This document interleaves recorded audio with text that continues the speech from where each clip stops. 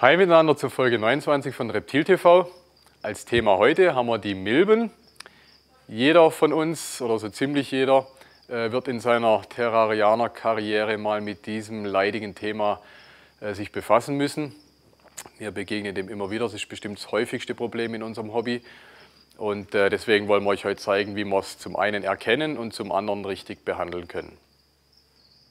Bei den Milben die ersten Anzeichen sind, wenn wir so einen Fall haben wie hier, ne, der in dem Fall grüner Tigerpython liegt hier in der Wasserschale und eine Schlange liegt wirklich, würde ich mal sagen, wenn das Klima im Terrarium stimmt, nie im Wasser. Zumindest mal abgesehen von den typischen Wasserschlangen wie Anaconda und so weiter. Aber jetzt gerade Königspython, Tigerpython, Boa, Kornattern, die haben im Wasser nichts verloren.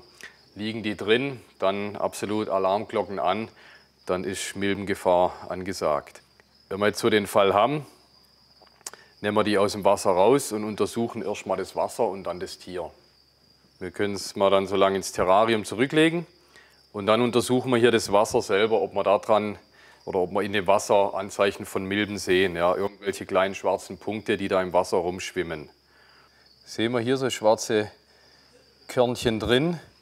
Zum Teil kann es natürlich aus Streu sein, aus dem Terrarium oder irgendwelche Holzstückchen oder sowas. Wobei, also hier sind schon so verdächtige schwarze Pünktchen drin mit der passenden Größe, die wir dann genauer untersuchen müssen. Hier sehen wir jetzt mal ein Close-up-Foto von so einer Milbe. Ist natürlich stark vergrößert, logisch, aber eben mal die ganz typische Form mit diesem Kopf, so diese Runde und dann den dreieckigen Kopf, das kann man wirklich mit dem bloßen Auge so erkennen. Ja, wenn ihr dann die Milbe auf dem Finger habt, natürlich auch noch ein tolles Indiz, wenn das Ganze sich bewegt, könnt ihr auch davon ausgehen, dass es kein Streu ist, sondern eine Milbe, weil das Streu würde sich ja nicht bewegen. Und letztendlich, man kann es dann auch, wenn man es so zerdrückt unterm Finger oder so zerreibt, meistens kommt dann auch ein bisschen Blut raus und man kann es daran auch erkennen, dass es eine Milbe war. Kann natürlich auch sein, dass wir im Wasser nichts finden, dass keine Milbe sich da abgesetzt hat, weil das Tier vielleicht erst ganz frisch Milben hat oder wenig Milben hat. Dann schauen wir am Tier selber. Dann gibt es so ganz markante Stellen, wo die Milben sich aufhalten. Das ist zum einen hier um das Auge drumherum in dieser Falte drin oder in dieser Furche drin. Da setzen die Milben sich gern fest. Oder an der Kopfunterseite. Kann man sie auch ganz gut erkennen, weil es ja immer bei den fast allen Schlangen ja weiß ist da unten drunter. Ne? Da sieht man es dann auch farblich gut, die schwarzen Milben. Und da sind sie auch gern in dieser Falte drin oder hier unter den Schuppen drunter. Jetzt müssen wir die Milben natürlich entsprechend bekämpfen bzw. abtöten im Terrarium. Da haben sich bei uns super diese zwei Mittel bewährt. Zum einen, oder im Terrarium drin, haben wir dieses Detia-Strip. Früher hieß das Zeug Platanex, Wirkstoff ist Diclofos, das ist ein Insektizid, das wirklich gut wirkt gegen die Milben. Da nehmen wir natürlich nicht den ganzen Strip, sondern schneiden uns bloß ein entsprechend passendes Stückchen ab. Ganz wichtig, die Größe von dem Stück, das ihr da abschneidet, von dem Platanex oder Detia, muss passend sein. Das ist ein bisschen ein Erfahrungswert.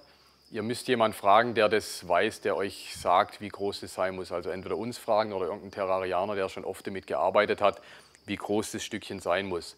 Macht das zu groß, könnt ihr der Schlange schaden, könntet ihr sie mehr oder weniger vergiften. Macht das zu klein, sterben die Milben nicht ab. Ja? Also deswegen muss die Größe passen. Das Ganze machen wir dann in so ein Stoffnetz rein zum Beispiel. Oder man kann auch ganz gut so einen Seidenstrumpf verwenden und hängt die ganze Sache mittig ins Terrarium. Diesen Strip lasst ihr 8 Tage lang im Terrarium. Die Milbeneier haben eine Inkubationszeit von 4 bis 5 Tagen. Deswegen die 8 Tage, damit, falls da irgendwelche Eier noch schlüpfen, die entsprechend auch abgetötet werden. Als zweiter Punkt ganz wichtig, dass ihr in der Zeit das Terrarium trocken haltet. Also die Milben werden durch hohe Luftfeuchtigkeit begünstigt, deswegen die Luftfeuchtigkeit niedrig halten in der Zeit und auch keine Wasserschüssel reinmachen, beziehungsweise nur eine kleine Wasserschüssel zum Trinken, aber keine große zum Baden. Liegt die Schlange, wenn sie Milben hat, im Wasser drin, kann dieser Strip unter Wasser nicht wirken und die Milben werden nicht abgetötet. Deswegen wirklich nur ein kleines Schälchen zum Trinken.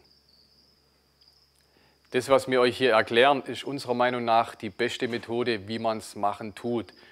Wir übernehmen definitiv keine Haftung in irgendeiner Form. Dieses DETIA oder Blatternecks bzw. dieser Wirkstoff Diclofos wird seit Jahrzehnten in Deutschland verwendet in Wohnräumen.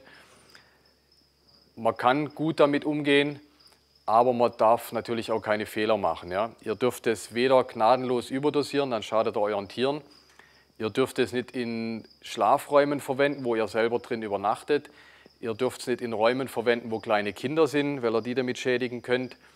Und ihr dürft auch keine anderen wirbellose Tiere im Zimmer haben. Also wenn ihr da eure Spinnensammlung daneben habt, die haut es natürlich auch um von dem Mittel. Ja? Seid damit vorsichtig, passt damit auf, dann ist es wirklich die beste Methode, den Milben Herr zu werden. Seid euch bewusst, ihr seid im Krieg gegen die Milben. Bringt nichts, wenn ihr das so halbherzig angeht, die Milben im Terrarium bekämpft. Die tötet ihr im Terrarium ab, beziehungsweise die Milben sind ja nicht blöd, die laufen wirklich davon. Eine Milbe kann pro Stunde 2 Meter laufen, also legen die ganz ordentlich Weg zurück. Ne? Das heißt, ihr müsst um das Terrarium drumherum auch eine Barriere aufbauen. Beziehungsweise wenn ihr mehrere Terrarien habt, die wirklich direkt daneben stehen, könnt ihr davon ausgehen, dass ihr auch in diesen Terrarien Milben habt. Also müsst ihr auch in die anderen Terrarien diesen Insektenstrip reinhängen. Ja? Um die Terrarien drumherum ist sinnvoll, wenn ihr so eine Art Schutzschild oder Schutzwall aufbaut. Da hat sich dieses Insektizid 2000 super bewährt. Der Wirkstoff ist Pyretrum, ein wirklich gut wirksames Mittel gegen wirbellose Schädlinge.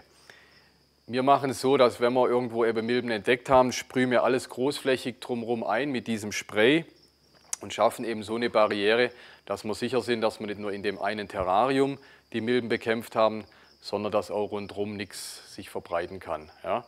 Nehmt es ernst, verwendet beide Mittel zusammen, dann seid ihr sicher, dass ihr es wirklich ausgemerzt habt.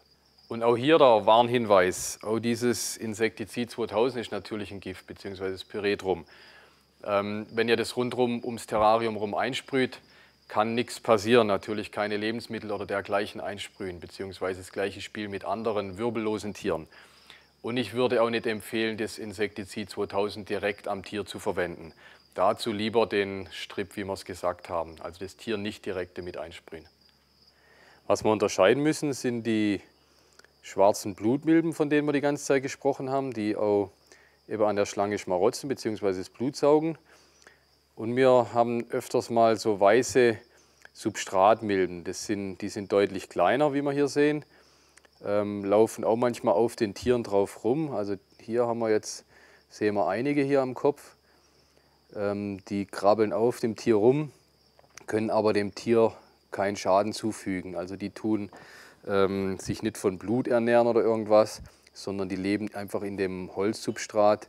Beziehungsweise ich habe auch manchmal wegen den Verdacht, die abgestreiften Häute, dass sie da irgendwie dran sind oder dran gehen. Also man erlebt es oft, wenn eine Schlange sich gehäutet hat, findet man von solchen Milben welche.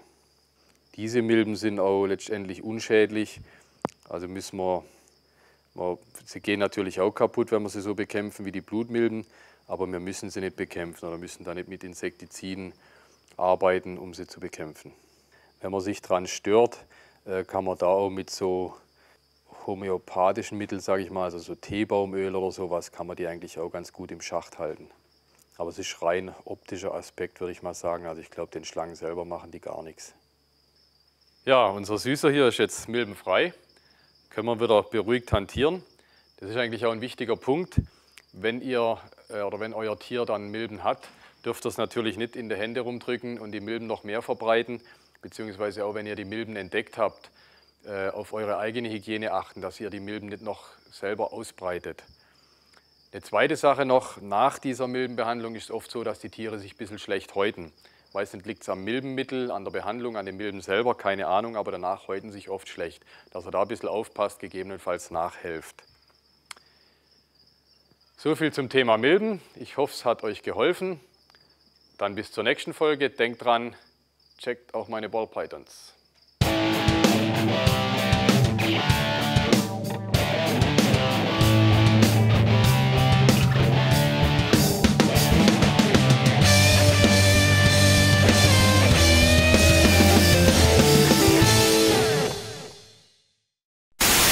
Ja, du hast übrigens die Kamera noch an. Auf dieser Anlage hier könnte man idealerweise Reptil TV präsentieren. Gerade die Schlangen, die ja längliche Lebewesen sind, würden hier auf dieser großen Bildwand optimal in Szene gesetzt. Ja, das Gelaber kannst du da sparen.